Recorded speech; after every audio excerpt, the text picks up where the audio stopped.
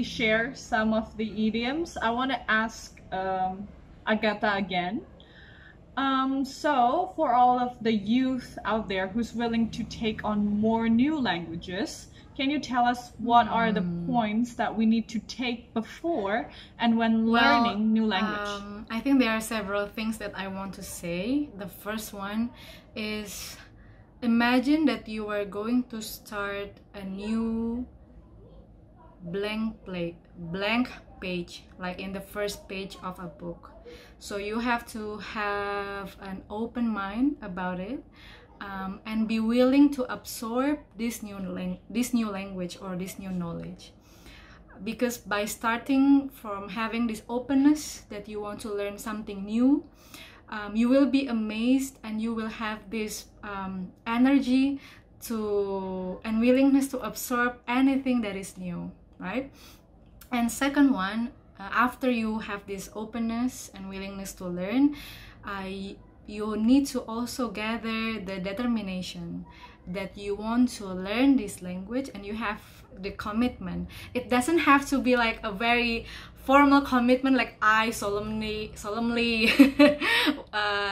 declare that I want to learn this language. It's not that formal. It's just like you're determined to learn this new language. Like I said, no matter how difficult it is, or when you face challenges, you will keep on moving. You will like move forward in learning this new language. And you also need to be patient, because learning language is like a step-by-step process, and you cannot just like SKS, sistem kebut semalam. You cannot just like learn it in like some days or like just a few days. It's a learning process. You have to be patient and you have to enjoy that learning process. That's why I said, and I recommend to use music, because it's like a more fun atmosphere and enjoyable. Yeah. And last but not least, practice, because no matter what language, local languages or like foreign languages that you want to learn, you have to practice it, writing, listening, speaking it, and the more you practice it, the more you will have you will get the sense of the language better. When I was in Italy, we had like this information that when we start to dream in that foreign language, it means we can speak it. So during my first 3 months, I couldn't understand anything. I was like an alien. And in classroom, we were studying chemistry, Latin, any subjects, mathematics and physics. It was like so hard. I felt like I was in another planet, but yeah, I try to be patient, and then I try to speak starting from small sentences, phrases like I'm hungry or I'm tired, those simple phrases. And one day I started to practice, and I dreamt in Italian, and I was like, yay, I can speak it. But it's not just, it's just like a form of encouragement, like when I was able to dream in Italian, I was like, okay, this is the sign and I have to learn better. Yeah, and I guess don't be afraid of making mistakes, right? Because it's very natural to make mistakes, especially when you're learning new language. That's very fine. So don't be discouraged of making mistakes, guys. As I mentioned before, like I got this job at ASEAN Youth Organization because of my English proficiency, and I'm studying in Germany because I can speak German right now. So therefore I came to my mind that to survive this crazy and miraculous world, we need to have new languages. And I asked myself, if I couldn't speak any new languages, would I have more secure future? And yeah, I'm gonna ask about this future security. Would we have a more secure future if we have new languages? Like, what's your opinion on new languages role in having I a more think secure future? it certainly plays a role, but it's not like the biggest factor. Doesn't mean that you are able to speak, let's say, 10, 20 languages, and then you will have a secure job or like a secure future. That's the thing I want to make clear about. But by having the language skills, it will improve your chance and increase your chance to be accepted in like new job or having a new experience or opportunities. It's just like one of the factor that can strengthen your application. However, if you want to have like a future that is highly relying on languages, that would be a very important factor. For example, you want to be a professor or you want to be a teacher in language, yeah, of course you have to master it, and it will be a secure future for you. But in general, believe me, it will give so many opportunities in the formal and informal way. Also, because when you are learning new language, it will increase your creativity. How can I say this? I think Michael and Anya also experienced this new thing. When you are learning a new language or when you are talking in a foreign language, you are thinking in their sense of speaking, right? For example, there are some things that doesn't make sense when you translate it to your own language. In German, you have so many phrases or so many words or expressions that is like really close to the German cultures, but it doesn't make sense when you translate it. And the way you describe something, you are influenced by the culture as well. For example, I got the chance to study in Germany for 1 semester, but I couldn't speak German. No worries. But when I was there, even though I was studying in English, but I tried to speak using their type of saying things, you know, because German in general, they are very straightforward. When they say something, it's like blah blah blah blah blah. It's very straightforward. And from my background in Indonesia, we have like so many ways of explaining things. Like I used to like speaking like in a very long way, but in Germany, I tried to speak in a very concise and well-structured manner, and that shapes I think for those who are learning German, they experience this kind of thinking, right? In Spanish and Italian as well. In Spanish and Italian, there are so many expressions that I don't know, it's just like small sentences. For example, like in Spanish and in Colombia, we have tan chévere. It's like, oh, so cool. Or like in German, you say mega cool. It's like something very cool. But in Bahasa, how do we say? It's like, ah, luar biasa. It's like, it's very, very nice, very cool. Keren banget, like this kind of thing. But this is just a small example. Keren banget. Yeah, you have, it's that's feeling. what I want to say. There's a different feeling when you say mega cool. It's like something like, oh, it's mega cool. Yeah, but like when you say, for example, Like- luar biasa, or like, oh, that's cool.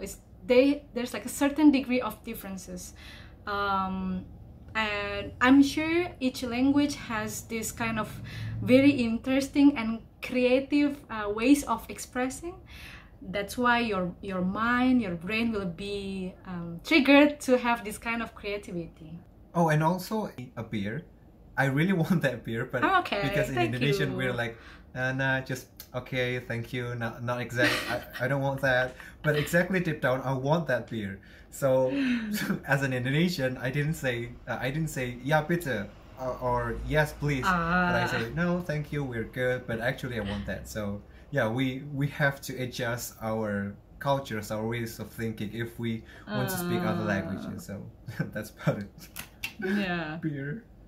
I guess also speaking about the security of future, we're living in a very high technological society right now, and it's only gonna get more advanced from now, and that also supports globalizations around the world. So it's gonna be more secure if you learn new language, to be able to connect to other side of the world as well, to secure yourself. Okay, now we're gonna get a bit philosophical, talking about connection and networking. Let's say, you know, like working in an organizations or wherever you are working, you have to be able to, you know, communicate with other people. So what does it mean to communicate with other people? What is communication? You know, what does it mean for you? Okay, I got that. for me, the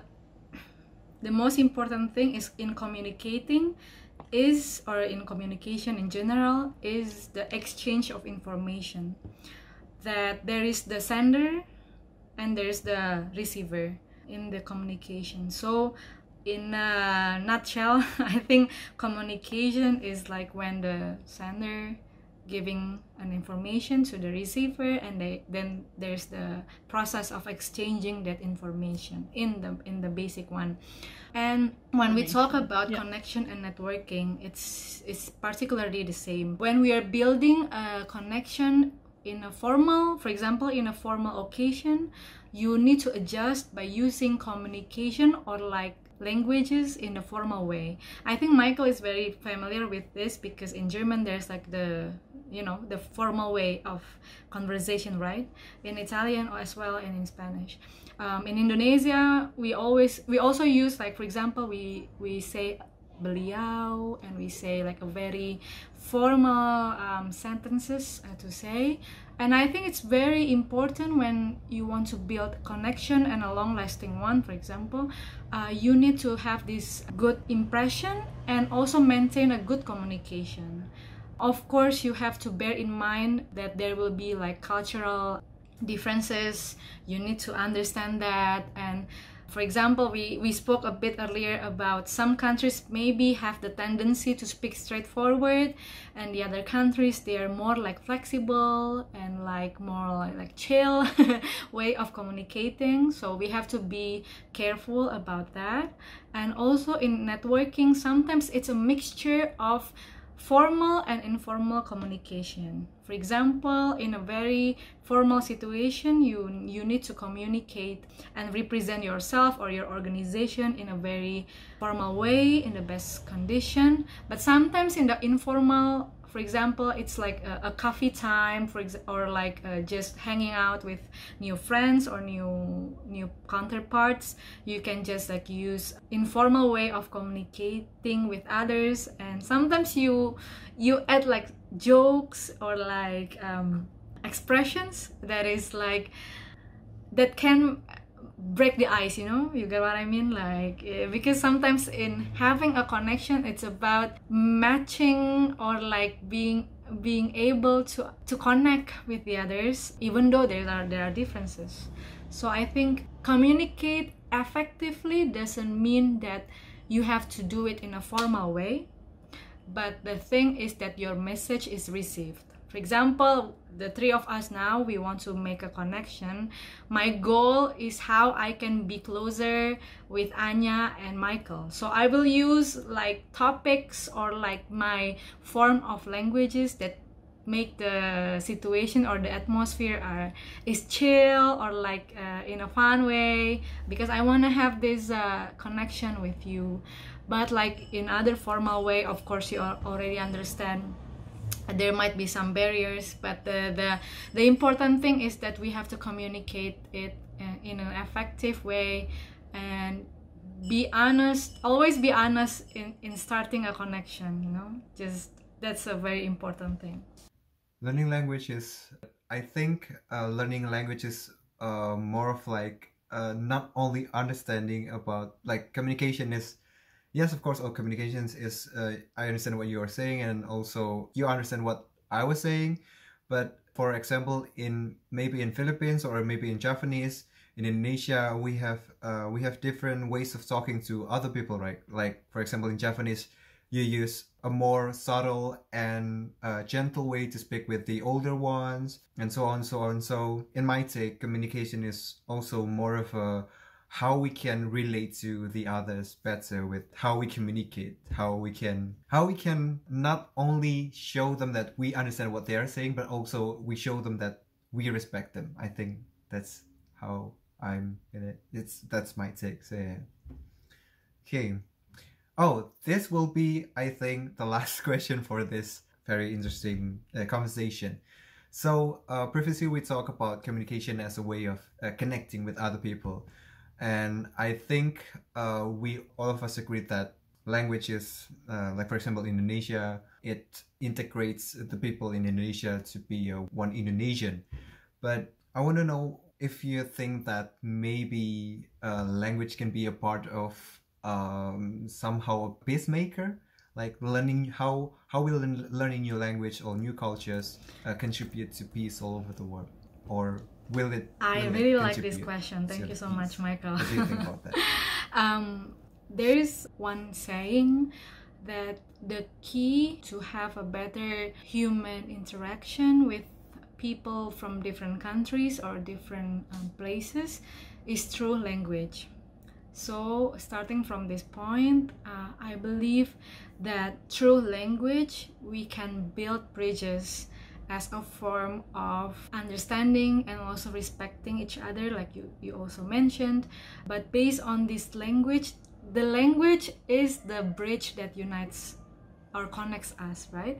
Through this language we can have conversations, we can understand their cultures, we can learn their traditions, and from those meaningful conversations we can have the understanding that we are same, like we are humans, but we have differences, we have different backgrounds, but we are, the same, we have the same language. Love language is what I want to say. It's like, because we are all human and we need to care for each other, and through languages we can show these expressions of love, this expression of peace, and it's very beautiful and important how through the exchange of culture, so not only language but the exchange of culture as a whole, it can contribute to connecting those bridges and having this sense of togetherness as a human race, because we are connected not because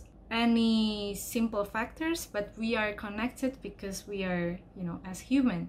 And through the language as well, we can give that and we can share the hope, the encouragement, and also the messages of peace. Actually, I delivered a TED Talk 2 years ago, and the title is about how my cultural experiences contributes to making these bridges around the world.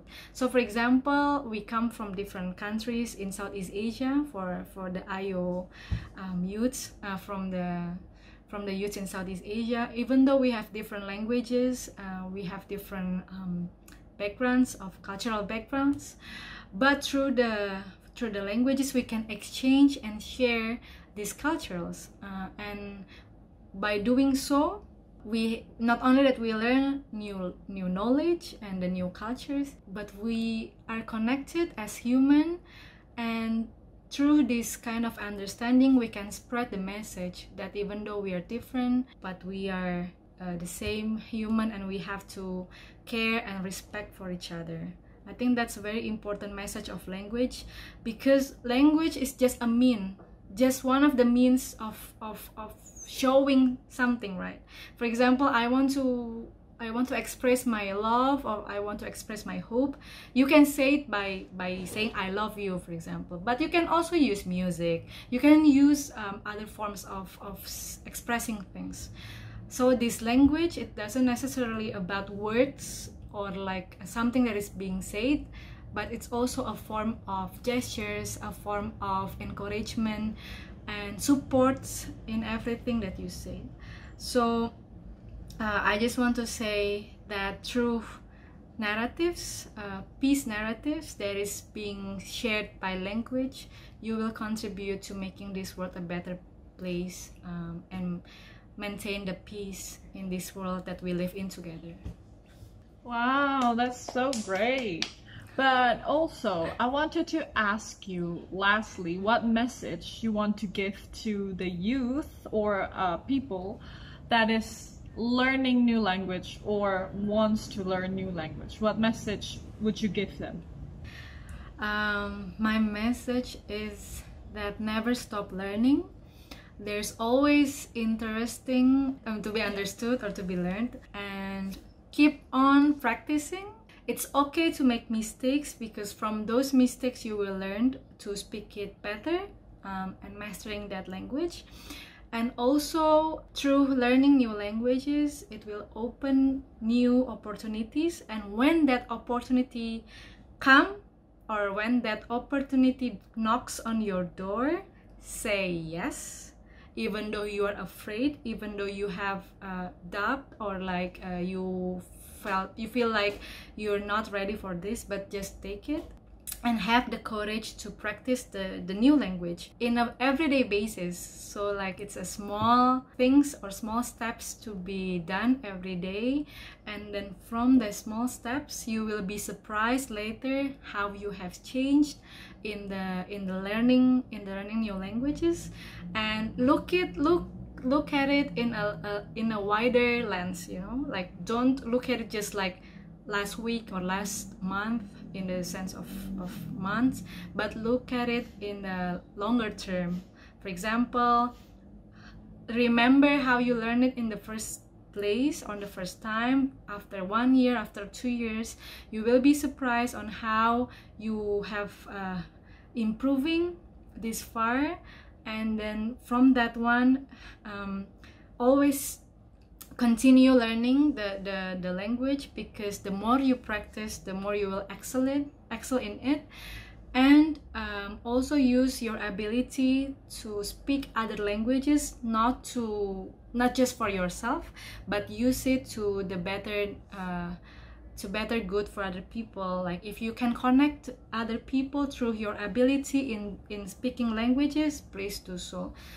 Sometimes I have connections from other countries, and through my ability of speaking in other foreign languages, I introduce it to and connect my friends with the other friends who can make difference together. I don't know, maybe in a form of projects, or in a form of just a simple thing, but you connect other people using your ability of speaking foreign languages. So never stop learning, never stop improving yourselves, and also be humble by sharing your knowledge to the other people, and so they can be inspired to learn new languages as well. That would be my message. True. Oh, I want to share something too. Sometimes we need to take a leap, like Agatha said, we need to take a leap, and remember that Rome wasn't built in a day. So yeah, you have to take a leap, and you don't know where that leap will take you. And if you always hesitate to do some things, I'm afraid that sometimes you won't get anywhere. So yeah, take a leap, and don't beat yourself up if you're like, for example, you can't speak it fluently in a month or 2 months or 3 months, because language learning is a lifetime learning. Maybe Anja have any other sayings or any other proverbs or wise sayings? So that was a really good message from Michael and also Agatha. But I guess to summarize our conversations right now is that language, we all agree that language is an opening door to a new world, to an exchange of cultures, to exchange of connections. And it is important, especially right now, that we are in a society who is very, very globalized. To learn new language is a very important skills, because we, like it or not, we're gonna be connected. We're gonna be connecting to other people from other countries. And also, language is one of the tools to create world peace, because we understand other people better, we understand their culture better, and we're able to communicate better as well. And communications is way of exchanging informations. When you know fully the context of the communications, of the exchange of the informations, then it's gonna be better. So that's why it's important for you guys to learn new language, and don't be afraid to make mistakes. Don't be afraid to learn new language, because it's an open door to a lot of opportunities. Who knows, you're gonna be the next Duta Bahasa like Agatha, or you're gonna get scholarship like Michael to German or to any other countries. So use your opportunity to learn new language, because it's gonna bring you to a whole lot of opportunities. A whole new world. No, we can't I don't know, I'm afraid that we get sued. But yeah, a whole new world. Not the song. Yeah. Thank you so much, Agatha, for talking to us about the importance of language. We hope you success and stay safe during these conditions. Thank you so much, Michael and Anya. Thank you, AYO Podcast, for inviting me. Bye. Please take care.